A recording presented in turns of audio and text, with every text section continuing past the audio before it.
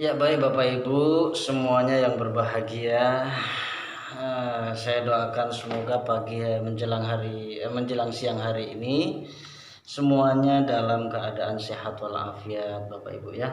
Ya, Pak. Baik Bapak Ibu, kita lanjutkan materi berikutnya masih tentang pelayanan bagi penyandang disabilitas berat di dalam keluarga. Ini bagian materi dari sesi 13. Nah, Bapak Ibu sekalian, seperti materi yang tadi sudah dijelaskan oleh pemateri sebelumnya mengenai bagaimana kita memberikan perhatian, kasih sayang dan peduli kepada para penyandang disabilitas tersebut, maka mengawali materi yang akan saya bawakan kali ini, saya kembali mengingatkan dan menekankan kepada Bapak Ibu semua bahwa disabilitas, terutama penyandang disabilitas berat itu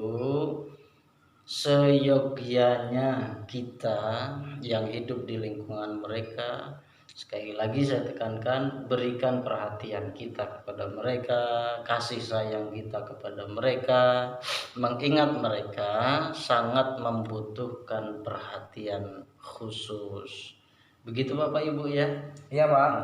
Jadi sekali lagi kami mengingatkan, menekankan kepada Bapak Ibu semua supaya lebih memperhatikan, lebih mencurahkan perhatian dan kasih sayang kita kepada mereka para penyandang disabilitas, terutama disabilitas berat.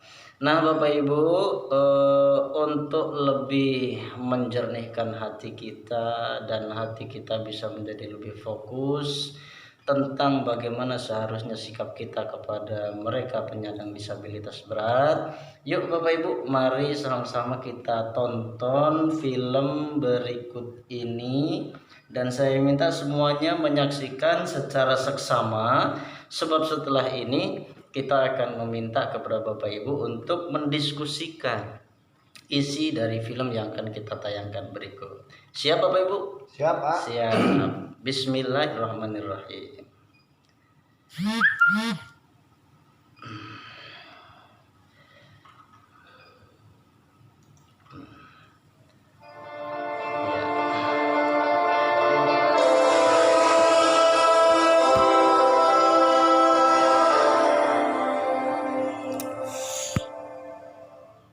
Ihsan Nawawi, 10 tahun, bocah laki-laki berwajah tampan ini merupakan penyandang disabilitas. Sejak kecil Ihsan tidak memiliki tangan dan kaki. Dia merupakan putra kelima dari Pasutri Aramin, 55 tahun, dan Mariatin, 48 tahun, yang tinggal di Banjarkembang, Desa Cupel, Kecamatan Degarat, Kabupaten Jemberana, Bali. Sejak dilahirkan hingga berusia 3 tahun, tubuh Ihsan sangat mungil. Namun kini dia sudah tumbuh besar dan sudah bisa bergerak agak lincah. Tetapi dia hanya bisa ngesot dan menggelinding-gelindingkan tubuhnya di lantai, jika ingin bermain atau hendak mendekati orang tuanya. Lebih miris lagi dengan kehidupan ayahnya yang hanya sebagai pekerja serabutan. Terkadang ayahnya menjadi tukang pijat keliling, sekadar untuk menyambung hidup. Saat dilahirnya, saya sempat syok melihat kondisi fisik anak saya. Tapi kini kami sudah menerima kekurangannya dan kami sangat menyayanginya, ujar Aramin saat ditemui di Jemberana, Bali, Rabu, 26 Agustus 2015, sore. Kini Ihsan tumbuh menjadi anak yang lucu. Sedikit pun tidak terpancar penyesalan di wajahnya. Dia kerap mengumbar senyum kepada semua orang yang menaruh simpati kepadanya. Hanya saja di usianya yang menginjak 10 tahun, Ihsan masih sangat membutuhkan bantuan kedua orang tuanya. Terutama saat makan, minum, mandi maupun berpakaian, masih harus dibantu kedua orang tua. Jadi harus ada yang standby di rumah untuk melayaninya. Kami berharap dia juga bisa mandiri nantinya, karena sampai sekarang juga dia belum begitu lancar bicara dan dia cadel, Mudah-mudahan nanti bisa, harap Aramin. Agar anaknya yang tidak memiliki tangan dan kaki itu bisa duduk berlama-lama bermain dengan temannya. Dia membuatkan kursi kayu khusus yang diberikan palang di depannya sehingga bisa dipakai tempat makan dan main. Sekarang jika kami ingin mengajaknya pergi, kami sudah tidak kuat menggendongnya karena sudah cukup berat. Tidak mungkin juga dia menggelinding di jalanan, ujarnya yang mengharapkan ada dermawan yang membantu memberikan kursi roda.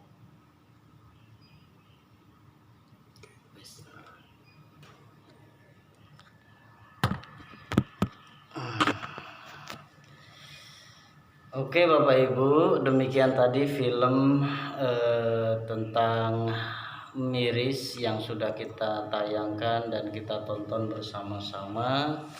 Jelas gambar dan suaranya Bapak Ibu ya? Jelas Bu, Pak. Baik, Alhamdulillah. Selanjutnya Bapak Ibu semua, saya minta Bapak Ibu membentuk kelompok menjadi 4. Dibagi rata Bapak Ibu untuk pesertanya kelompok 1, 2, 3, dan 4 masing-masing 5 orang. Dan setelah menonton film tentang Miris tadi, saya minta semua kelompok itu silakan berdiskusi. Jadi Bapak Ibu silakan diskusi, bahas tentang apa yang perlu atau apa yang seharusnya dilakukan oleh keluarga tersebut terhadap Muhammad Ihsan, sang penyandang disabilitas dalam film tersebut. Oke Bapak Ibu, saya beri waktu sampai dengan 10 menit. Silakan dibahas mulai dari sekarang. Silakan.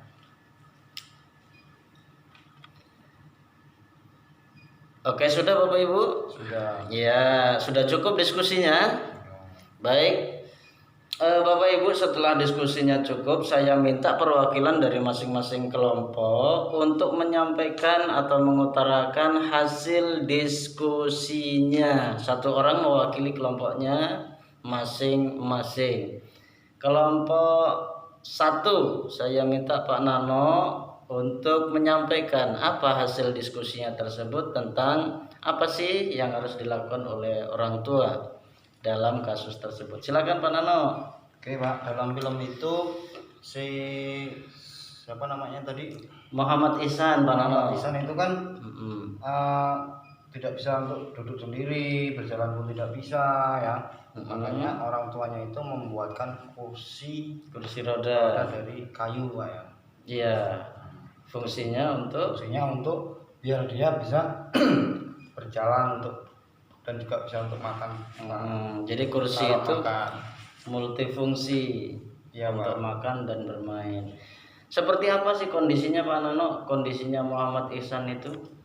Kondisinya ya, kondisi fisiknya cukup memprihatinkan Pak, karena dia tidak bisa berjalan, tidak bisa duduk. Kalau mau mendekati orang itu harus menggulingkan badannya. Menggulingkan badan. Kenapa Pak? Apa karena nggak ada kakinya? Karena nggak ada kakinya. Iya, dua-duanya kanan kiri. Betul itu Pak. Tangannya kanan kiri? Ada tangannya kanan kiri Pak Nano? Ada kayaknya Pak tadi. Sepertinya di film itu tidak ada Pak Nano ya. Berarti saya yang kurang memperhatikan. Oh iya, terima kasih Pak Nano. Artinya Muhammad Ihsan ini lahir memang dalam keadaan tidak memiliki kaki, tidak memiliki tangan, dan mobilisasi badannya atau pergerakan badannya pindah ke sana kemari itu dengan cara mengguling-gulingkan badan. Terus apa yang harus dilakukan selain itu Pak Nano? Selain membuatkan fasilitas seperti kursi roda, apalagi? Ya kayak orang tuanya juga berharap dapat bantuan dari pemerintah untuk kursi roda. Berharap bantuan dari pemerintah setempat dapat kursi roda. Terus apalagi Pak Nano? Kasih sayang Pak, terus sandang pangannya dicukupin Pak, makan minumnya dicukupi ya, jangan ditelantarin Pak, dikasih perhatian sehingga setiap saat harus ada orang standby di rumah, Pak Nano ya. Betul, Pak. Tidak bisa ditinggalkan sendirian di dalam rumah untuk waktu yang agak lama. Begitu Pak Nano ya. Betul, Pak. Oke Bapak Ibu semua, demikian hasil diskusi dari masing-masing kelompok sudah disampaikan dan saya ucapkan terima kasih yang sebesar-besarnya. Kita beli aplaus dulu Bapak Ibu. Ya, luar biasa pendapat dari masing-masing kelompok. Hasil diskusinya sangat mendekati, sangat sesuai dengan apa yang sudah ditayangkan di dalam film tersebut. Ini membuat kita Bapak Ibu sekalian menyadari betapa pentingnya perhatian kita bagi mereka penyandang disabilitas berat. Baik, terakhir saya minta kelompok yang lain untuk memberi tanggapan dari hasil diskusi 4 kelompok ini. Silahkan kelompok 4. Kelompok 4 memberikan tanggapan atas hasil diskusi dari kelompok lainnya. Silakan. Baik, terima kasih. Itu tadi tanggapan dari kelompok 4 yang sudah disampaikan. Tanggapannya luar biasa, mengomentari dari hasil diskusi 4 kelompok yang lain. Luar biasa, dan mudah-mudahan ini bisa menjadi modal pengetahuan bagi kita semuanya untuk lebih mengerti, memahami betapa pentingnya kasih sayang dan perhatian kita serta kepedulian kita kepada mereka para penyandang disabilitas. Mudah-mudahan kita selalu diberikan kelembutan hati ya Pak Bu ya.